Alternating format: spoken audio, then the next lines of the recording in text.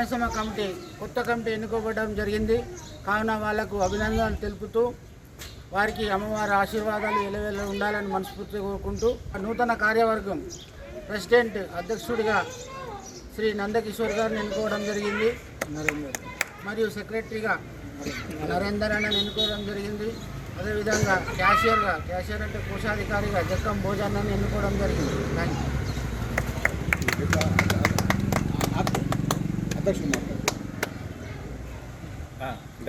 గత సంవత్సర పాలక వర్గంని డిజాల్వ్ చేస్తూ ఈరోజు కొత్త కమిటీ ఎన్నుకోవడం జరిగింది. ఇందులో భాగంగా జాయింట్ సెక్రటరీగా నరేష్ గారిని, మిగతా కార్యవర్గ సభ్యులందరినీ ఎన్నుకోవడం జరిగింది.